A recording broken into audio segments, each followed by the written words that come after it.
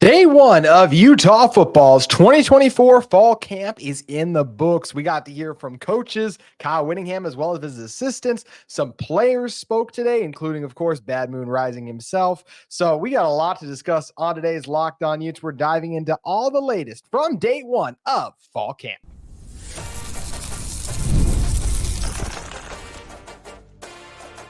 You are Locked On Utes, your daily podcast on the Utah Utes. Part of the Locked On Podcast Network, your team every day. Hello, everyone, and thank you for making Locked On Utes your first listen every single day. Part of the Locked On Podcast Network. We are available wherever you get your podcasts, as well as on YouTube. Thank you for those of you who make us your first listen every single day. If you're in the market for a second listen, you can check out Locked On College Football, Locked On Big 12, as we are really beginning to get revved up now for the 2024 season. Today's episode of Locked On Utes is brought to you by our fantastic friends at FanDuel. You can make every moment more. As the playoffs wind down, the sports, they stop sporting like we want them to. But this summer, FanDuel is hooking up all customers with a boost or a bonus daily. That's right. There's something for everyone every day, all summer long. You can visit FanDuel.com to get started. My name is JT Wistricll, former intern inside the University of Utah Athletic Department. And on today's show, got to talk about everything that happened at fall camp. Kyle Whittingham's thoughts, also talk about some of the thoughts from the players had. But I actually, very surprisingly, want to start with Andy Ludwig. And a lot of what I'm going to be discussing today comes in the videos that Steve Bartle graciously provided on his X account. He tweeted out a lot of the videos from the media scrum, so was able to pull from that and hear what was being said. So I thought Andy Ludwig was the one that had some of the more interesting comments, at least to me. He was asked about the priorities going into fall camp, and he said establish the running back position, or the tailback position, as he wanted to be just as he wanted to classify it. Of course, it is the tailback position, but it's just been a long time since I've heard someone say the tailback position, so that made me chuckle. But he said, Makai's the guy right now, but was also asked, they don't really have an every down back, and that shouldn't be surprising to anyone who's watched this Utah football team. I thought Jaquindon last year was the every down back, but even he got kind of injured. And look, this is a deep running back room, so you also don't know if you necessarily need a number one guy, like an every down back at running back, when you have so many quality players. No, there's not a Zach Moss in this room, but like think back to what Micah Bernard was a few years ago when like Tavion Thomas emerged. And yes, he was an every down guy, but the fact that they have Micah Bernard to roll out there, they have a Jalen Glover to throw in there too. You have a Mike Mitchell, you have Dejon Stanley. This is a deep room. It's a lot of quality backs who are able to produce. And because it's a deep room, you're going to be able to keep a lot of guys fresh. So to me, it doesn't make me nervous that Utah doesn't have a number one running back. The running back position is so dependent on the offensive line, which we did get a little bit of insight on that from Andy Ludwig. We'll talk about in a moment. But to me, it's just one of those things where would it be awesome if Utah had their Ollie Gordon, right? Like Ollie Gordon, clearly the best running back in the Big 12. Would it be awesome if Utah had that? Sure. You don't need that to be a great team if you have other great pieces that surround your running back room. Utah's running backs are very good. I do believe this will be a top 5 running back unit in the Big 12 when it's all said and done because of the versatility. Micah is a pass protector and a pass catcher, even more so than a runner. Although he's a reliable runner, than Jalen Glover, Mike Mitchell, all those other guys, what they can do. Stanley's electric speed, Anthony Woods, if he can contribute. So it's a loaded group that I think is the potential to do some things. So I thought it was interesting, just hearing what a lot of us have kind of thought, like, hey, it doesn't look like there's a guy in this running back room. And Andy Ludwig said that's because right now we don't think so either. So curious to keep an eye on that. Andy Ludwig would also talk about the priorities, mentioning developing the new wide receivers. He mentioned Dorian Singer. He mentioned Damian Alford. Tayshawn Lyons is another guy when we talk about developing a wide receiver. And there's other freshmen that this Utah team has gotten up there too. He talked about, Dorian Singer continuing to come along, but Dorian's not a guy I'm concerned about. And wasn't surprised at all to hear both Cam Rising and Alvis Whitted, Utah's receiver coach, talk about the addition of Damian Alford, because I think he's going to be a monster. I mean, just that height, 6'6", that speed, over 600 yards receiving last year. It just feels like that Alford is in for a absolute monster season coming up. And if you can tell why Cam Rising's a big fan of his game already, because the guys like with that elite athleticism, you just don't find frequently there too. So also, how about Coach Alvis Whitt mentioned that Micah Pittman been working really hard this year. I mean, it's still early, but right now Dorian Singer's clearly the top guy. I think Alfred will emerge as the second, and obviously Pitt and there's a deep threat too. So then your slot guy, that to me, as of right now, is going to be Micah Pittman, and obviously Money Parks will get his fair share of snaps. But it was nice to hear that Pittman's looking really sharp and strong after, of course, having his season cut short due to an injury.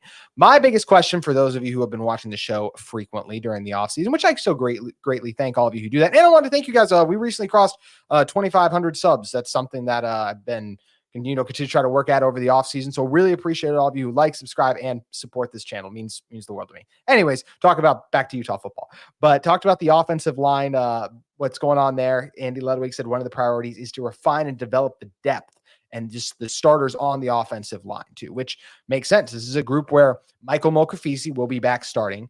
Everyone else who started the majority of the games for Utah last year will be a new starter or playing a new position as Spencer Fano goes to the right side. Yes, he played a lot in high school, and I think Spencer Fano will be really good this coming season, but it's still a new position for him at the college level. So there's still questions there. So, but I think it's very interesting still that the offensive line doesn't get talked about more. I don't know if that's a tactic the coaches are using to, try to build these guys up with confidence, but to me, I'm more concerned about the state of the offensive line than the running back room. I've seen Jalen Glover at this level. I've seen Mekhi Bernard at this level. Those are really good and the other guys like capable backs. Like to me, it's more about can the offensive line carve the holes for them? I think they can, but I feel less confident in them because of the lack of known commodities up front than any other position that Utah has currently. Also, when talking about things that he's looking for, Andy Ludwig as priorities, he mentioned the QB2 battle. Really talked about Sam Hewer's IQ really standing out. He said he was great on the board, but wants to see it translate to the field, which I think that makes a lot of sense too. And he also, of course, spoke about how, Cam gives the offense the confidence to succeed. And that's something that should come as a surprise to no one who's listened to any of the Utah coaches and players rave about Cam Rising as a leader. Kyle Whittingham back at the 2022 Pac-12 Media Day, I believe it was way back, said that Cam was one of the best leaders he's ever been around to. One thing I was really encouraged to hear was Andy Ludwig mentioned that there's going to be very little, if any, which means none, QB runs earlier in the year. This is smart. And I think you're really going to preach to Cam, as competitive as he is, live to fight another drive. If it's third and long, rather than scramble when you got to get 10 to 15 yards to try to get there, throw it away, step out of bounds. We lost this battle.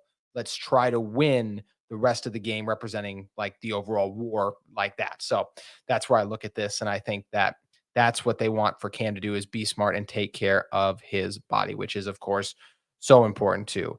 And Andy Ludwig, got to hear from him. I thought those were interesting to hear about the big priorities, but we got to get to Kyle Whittingham's thoughts still. We got to get to Cam Rising's thoughts still. There is still and Morgan Scalley, head coach in waiting, got to hear from him for the first time too. There is still much to discuss on today's Locked On Utes. But first, want to talk to you all a little bit more about this. One of the sponsors of today's episode of Locked On Utes, our great friends at FanDuel. I love sports. I love them so much. I never want them to stop. But as the playoffs wind down, we get fewer games, and the sports, they aren't sporting like I want them to. But FanDuel lets me keep the sports going whenever I want. All I have to do is open the app and dream up bets anytime I'm in the mood. And this summer, FanDuel is hooking up all customers with a boost or a bonus daily. That's right. There's something for everyone every day, all summer long. So you can head over to FanDuel.com and start making the most out of your summer. FanDuel is an official sports betting partner of Major League Baseball. But hey, college football season is right around the corner too. So of course you guys can get in your MLB bets post All-Star break. How do you think the playoffs are going to shake out? Keep an eye there. But one thing I'm keeping an eye on is those college football playoff betting odds for Utah. Utah is plus 240 right now to make the college football playoff. That ties them with Texas A&M. Huh? I think that is strange. I'm not a believer in Texas A&M yet. I actually like Mike Elko, head coach, but I think this Utah team obviously is going to be a playoff team in my eyes. So if you guys feel the same way as I do, make sure you guys head over to FanDuel today. FanDuel, an official sports betting partner of Major League Baseball.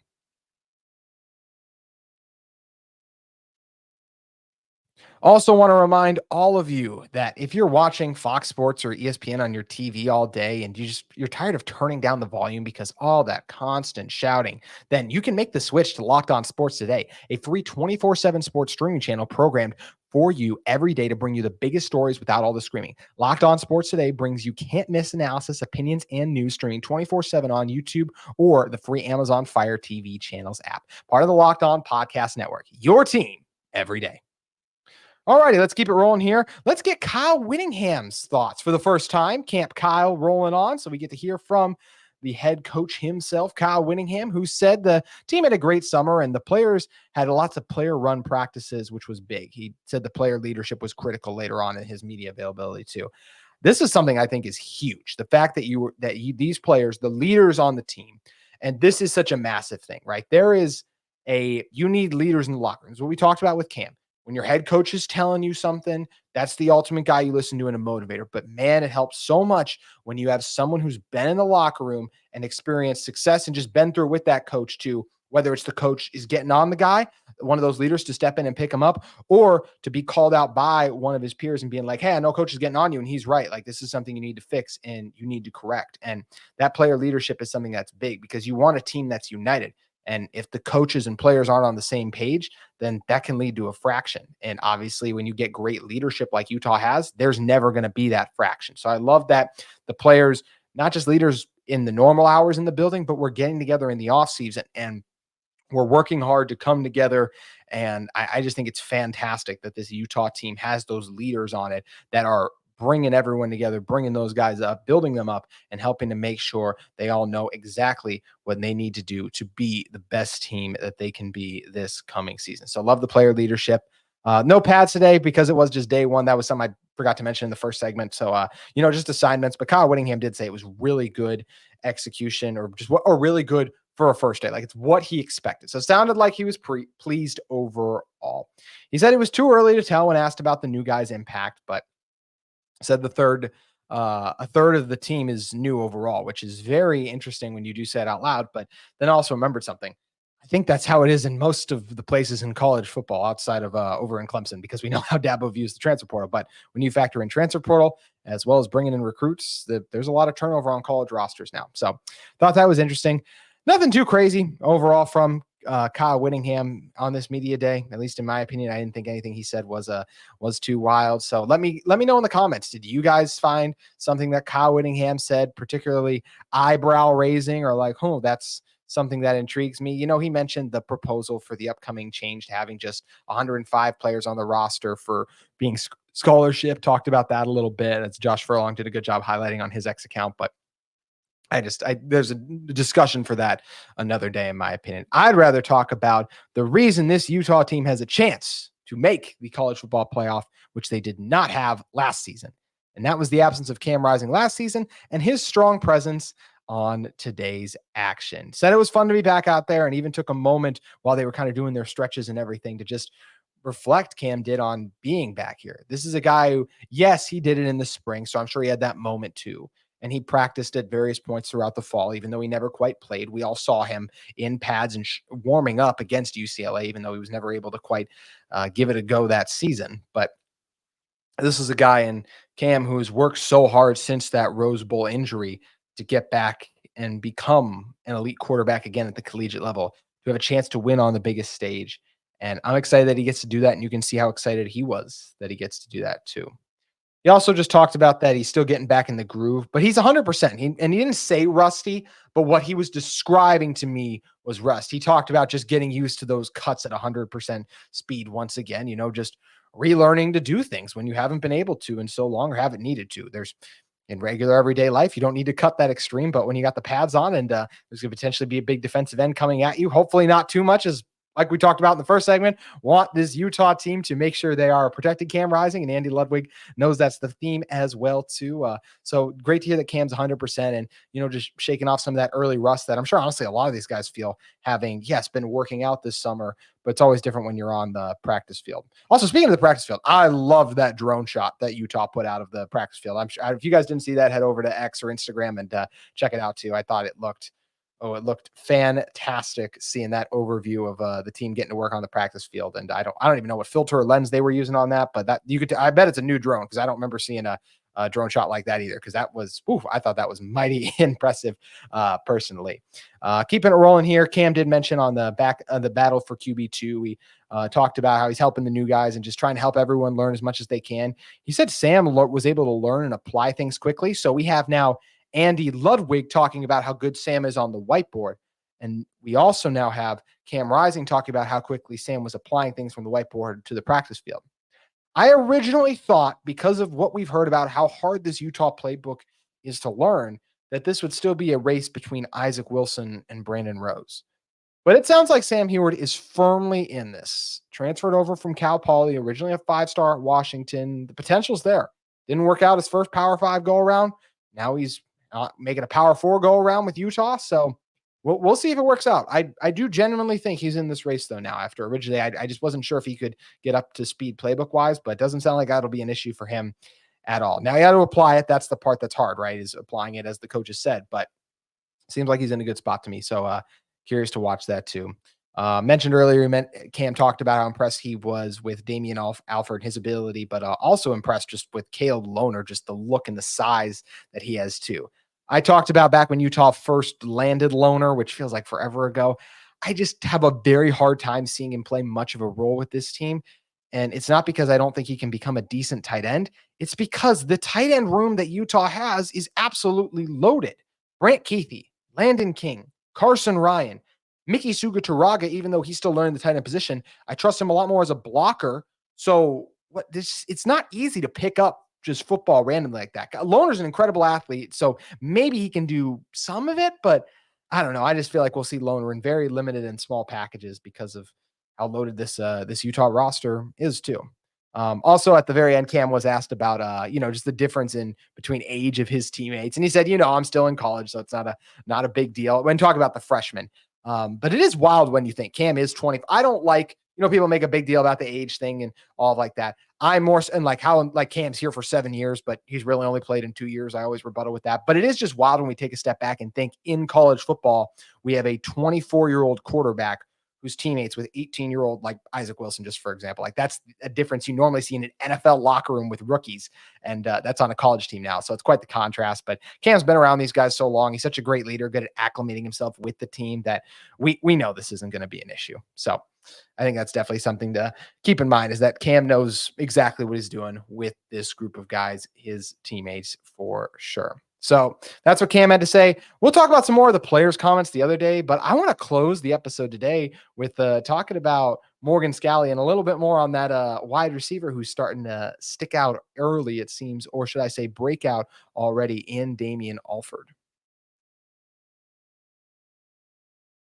But first, I want to talk to you all about one of the sponsors of today's episode of Locked On Utes, our friends at Ibata.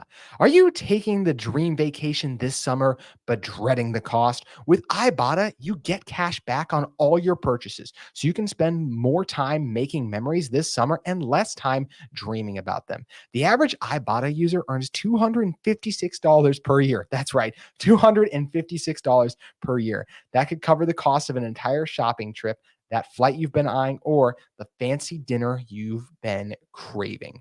Other apps give you points that don't amount to much. With Ibata, you earn cash back that you can withdraw to your bank account, PayPal, or gift cards even. And you can simply add offers in the app and upload your receipt, and the voila,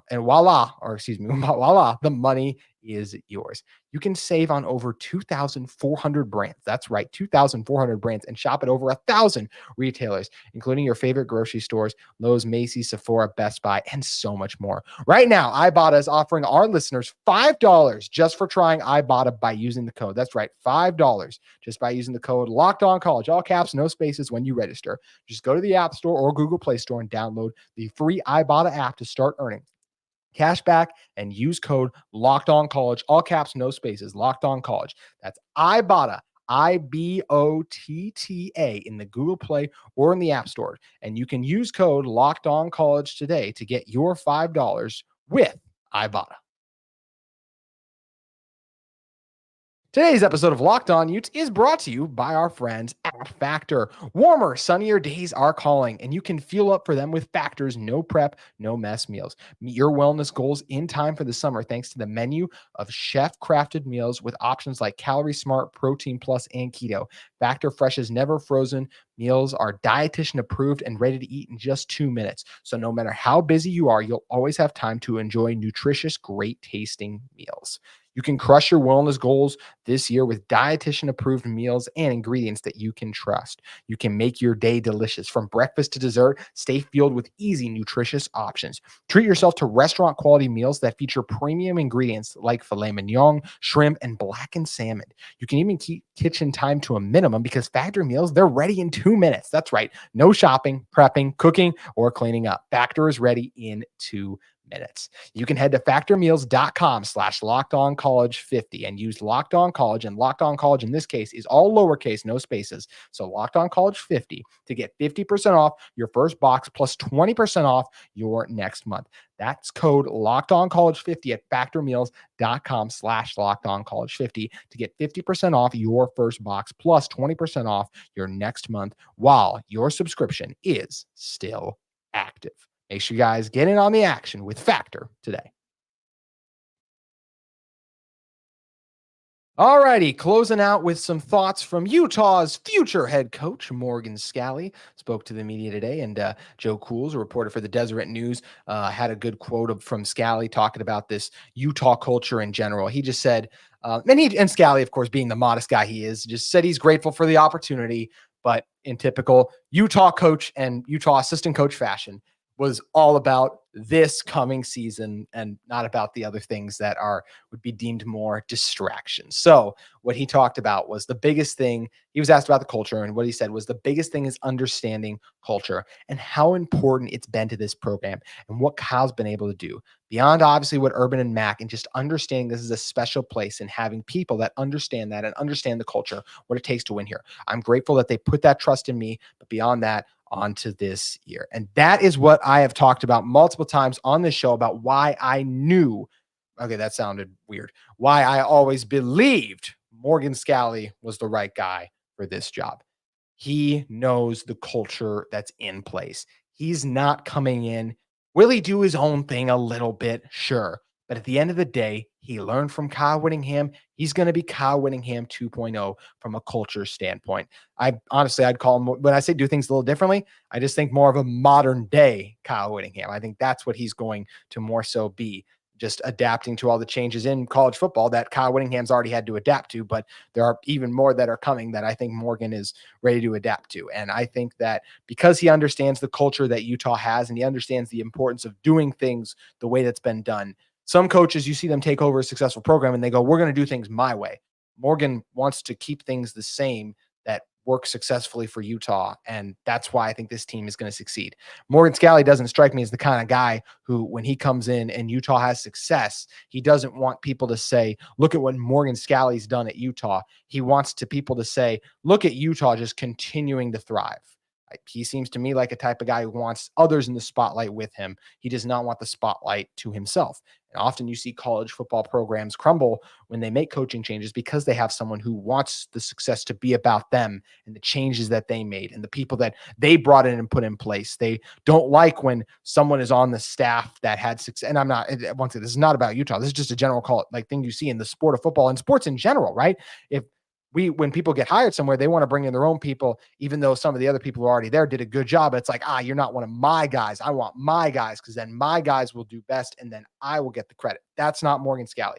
He understands and knows the importance of the culture, and the fact that he was deflecting it, just the conversation in general about him being the head coach in waiting and just gave these slight little nods to it goes to show you he's the right guy to me. It's kind of like that, that movie Dune, like when they say like the Mai or the Mahdi or whatever they call Paul Atreides' character in that. This is a nerd reference, but bear with me. Like he's supposed to be there, the guy who saves them from the bad guys in that. And the one character goes like, that's why he's the one, is because he's not saying he should be the one. Morgan Scalley in this instance is the one I'm saying, because he's not like, oh yeah, I was the guy for the job. He just talked about being thankful for it. He took a very humble approach to it. And That's the type of guy that you see why these players want to run through a brick wall for. Also, since Morgan brought up focusing on this year, let's do that for a second. He was rattling through some of the defensive line depth, and whoo, that is a dangerous group as we talked about on this show before many times. This defensive line has a chance to be special. Speaking of special,